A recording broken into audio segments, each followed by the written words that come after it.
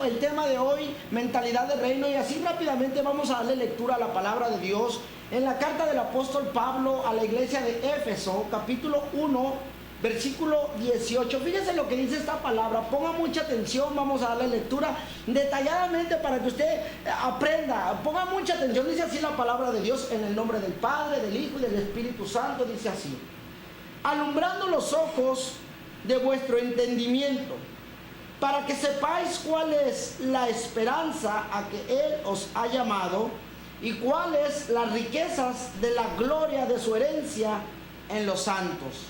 Padre, tu palabra es bendita, hemos orado, te hemos dado gracias, Señor. Ahora te pedimos que tú, a través de tu Espíritu Santo, tú hables a los corazones y a las mentes que están en aquel lado de la pantalla. Padre, en el nombre de Jesús, amén. Bueno, hermanos, yo le quiero hablar a esto. El apóstol Pablo escribe esta carta a la iglesia en Éfeso, y hay algo que el apóstol Pablo se da cuenta de la iglesia en Éfeso. Había visto unas cualidades muy tremendas. El apóstol San Pablo, cuando establece la iglesia en Éfeso y deja por ahí a un hombre llamado Timoteo, lo deja establecido como pastor joven y líder de la iglesia establecida ahí en la ciudad de Éfeso. Pero pasa el tiempo y Pablo se da cuenta. Yo me puedo imaginar que a lo mejor por su mismo amigo Timoteo le ha de haber dicho: ¿sabes qué, Pablo? Aquí en Éfeso la iglesia cree mucho en Jesús y tiene mucha fe en Jesús. Y ¿sabes qué? Tiene mucho amor para con todos los santos. ¿De qué santos está hablando? Todo aquel que es convertido al evangelio, todo aquel que camina en la voluntad de Dios, ese es al que Dios le llama santo. A veces hemos confundido muchas veces, hermanos o amigos que usted está en casa, que nosotros, para nosotros un santo es aquel que está en una imagen, en un cuadro, o está en un madero, o está en una figura. No. Dios lo está hablando y lo está relacionando en lo espiritual, y queremos que usted y yo aprendamos en esta hermosa tarde. El apóstol Pablo se da cuenta de que la iglesia en Éfeso estaba siendo bendecida de alguna manera, pero hay algo que el apóstol Pablo hace y dice: bueno, ya me di cuenta que ustedes tienen fe para nuestro Señor Jesucristo, ya me di cuenta que ustedes aman la obra de Dios, ya me di cuenta que ustedes buscan y bendicen a los santos, en este caso al apóstol Pablo y a sus colaboradores. Pero mira, hay una palabra que les dice el apóstol Pablo, ponga mucha atención. En el verso 15 dice: por esta causa también yo, habiendo oído de vuestra fe en el Señor Jesús y de vuestro amor para con todos los santos, no ceso de dar gracias por ustedes, haciendo memoria de ustedes en mis oraciones, para que el Dios de nuestro Señor Jesucristo, el Padre de gloria, os dé espíritu de sabiduría y de revelación en el conocimiento de Él. Y luego dice aquí: alumbrando los ojos de vuestro entendimiento, para que sepáis cuál es la esperanza a la que Él nos ha llamado y cuáles las riquezas de la gloria de su herencia en los santos. Número uno, ¿cuál es? Ponga mucha atención. Pablo se dio cuenta y dijo: ok, está perfecto, y yo le doy gracias a Dios por todos ustedes. Yo le doy gracias a Dios porque ustedes aman la palabra, pero yo le pido a Dios, yo le ruego a Dios en mis oraciones que Él les dé un espíritu de sabiduría y de revelación. ¿De qué revelación? Número uno, la revelación a qué esperanza Dios nos llamó, querido televidente. ¿Cuál es la esperanza a la que Dios nos llamó? Y número dos, dice: para que sepamos cuáles, fíjese bien, para que sepamos cuáles son las riquezas de la gloria de su herencia en los santos. Aquí hay dos cosas que el apóstol Pablo estaba interesado en que el pueblo o la iglesia en Éfeso pidiera revelación a Dios. Número uno, para saber a cuál es nuestra esperanza, y número dos, para saber cuáles serán las riquezas de la gloria en Cristo Jesús. Vamos a ver esto detalladamente. ¿Cuál es la esperanza a la que Dios nos ha llamado, querido televidente? Número uno, a que usted un día, así como yo, estemos por la eternidad en una vida duradera, pero en Cristo Jesús. La Biblia dice, querido hermano, que usted y yo somos cuerpo, alma y espíritu, y que nuestro cuerpo aquí en la tierra un día va a morir, tiene que acabar, pero el alma y el espíritu siguen teniendo vida. Ahora, la situación es que cuando uno muere, y si no está en Cristo Jesús, si no está uno depositando su alma al Señor, hermano, la Biblia habla de un infierno. Pero no le quiero hablar del infierno, le quiero hablar de vida eterna en Jesús. Si usted y yo morimos en Cristo Jesús, aleluya, gloria a Dios, gloria a Dios. Si usted y yo morimos en Cristo Jesús, nos vamos al cielo. Esa es la esperanza a la cual Dios nos ha llamado. Esa es la esperanza, que usted y yo vamos a tener vida eterna. Esa es la esperanza, que usted y yo un día estemos en vida con nuestro Señor Jesucristo, allá en el cielo, allá con los ángeles, alabándole por la eternidad. Pero la otra es, fíjese bien, ponga mucha atención, la otra es, ¿cuáles son las riquezas de la gloria de su herencia en los santos? ¿Cuáles son? Por eso Pablo dice, alumbrando los ojos de vuestro entendimiento, para que sepáis cuál es la esperanza que Él los ha llamado. ¿Cuál es la esperanza?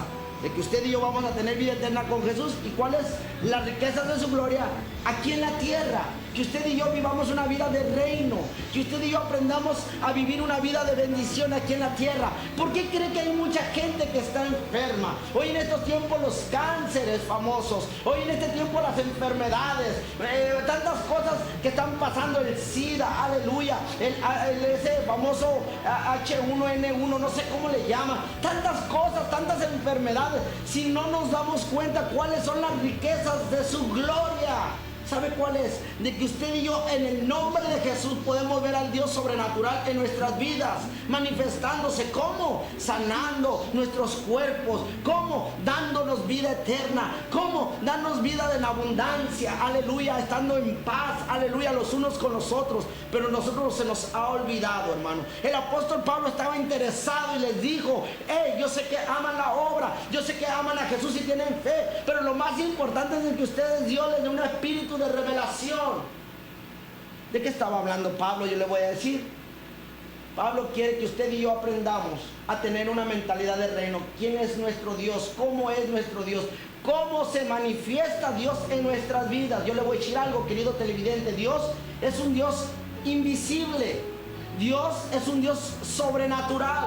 Dios no está en un cuadro, Dios no está en un madero, Dios no está en un llavero, Dios no está en una cadena. No, hermano, no. Quítese eso de la mente. Dios es espíritu. Por eso el evangelio, según San Juan, el apóstol Juan dijo en su escrito, aleluya, dijo, Dios es espíritu y Dios busca verdaderos adoradores en espíritu y en verdad. Cuando dicen el espíritu en verdad, que aprendamos a tener una mentalidad de reino. Ahorita vamos a ir aprendiendo esto un poco más. Mire, quiero llevarlo rápidamente hasta lo antiguo. Vamos al Éxodo, aleluya, capítulo 2 del libro de los Éxodos. La palabra Éxodo en el hebreo traducido a nosotros significa salida, aleluya. Éxodo capítulo 2, fíjese bien lo que dice aquí. Yo le quiero leer rápidamente. Aquí está, Éxodo capítulo 2, permítame tantito. Fíjese bien, en el capítulo 2 del libro del Éxodo, en el versículo 23 dice lo siguiente: aconteció que después de muchos días murió el rey de Egipto, y los hijos de Israel gemían a causa de la servidumbre, y clamaron, y subió a Dios el clamor de ellos con motivo de su servidumbre, y oyó Dios el gemido de ellos, y se acordó de su pacto con Abraham e Isaac y Jacob, y miró Dios a los hijos de Israel y los reconoció Dios. Aquí vamos a ver algo. Vamos a la historia bíblica. Dice en el libro de Éxodo que cuando el pueblo de Israel estaba bajo la esclavitud, cuando el pueblo de Israel estaba bajo el yugo del rey de Egipto, estaban ellos siendo esclavizados, estaban siendo ellos sirvientes de Egipto, aleluya, de Faraón. Pero llegó el clamor, llegaron a clamar, llegaron a rogarle a Dios, llegaron en su corazón a decirle: Señor, sácanos de esta servidumbre. Y la Biblia dice que Dios oyó el clamor de ellos. Dios observó la necesidad de ellos, y entonces manda llamar a un hombre llamado Moisés. Ese hombre, usted sabe la historia bíblica, el patriarca de la fe, aleluya. Este hombre es el cual le da a Dios el mandato para sacar a su pueblo Israel de las manos de Faraón en la ciudad de Egipto. Dice la Biblia que cuando Dios manda a Moisés, y le dice: dile a Faraón que suelte a mi pueblo, que lo suelte de la esclavitud, que lo suelte del yugo, y le da instrucciones. Pero cuando eso empieza a hacer esa tarea, Moisés empieza a sacar al pueblo de Israel, en el capítulo 14, pongan mucha atención, en el capítulo 14 del Éxodo, la Biblia habla de que cruzan un mar, aleluya. Cruzan un mar llamado el Mar Rojo, y lo cruzan en seco. Ahí usted se va a dar cuenta cuál es el Dios al cual nosotros le estamos predicando. Un Dios sobrenatural.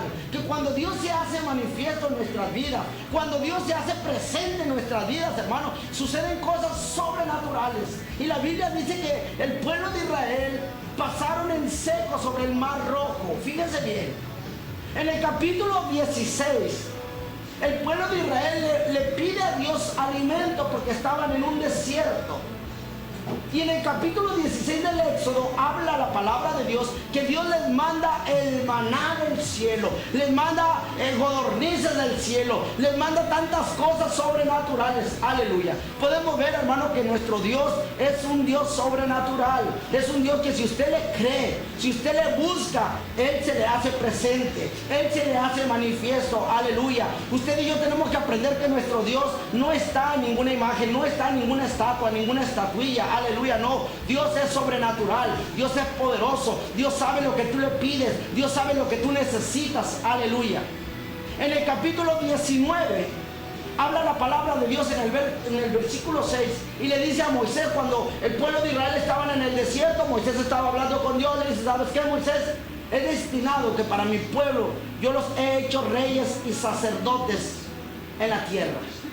Pero me llama mucho la atención que dice: yo he hecho una generación de reinos sobre ellos. Déjenme leerle para más exacto. Fíjese lo que dice la palabra de Dios. Y vosotros me seréis un reino de sacerdotes y gente santa.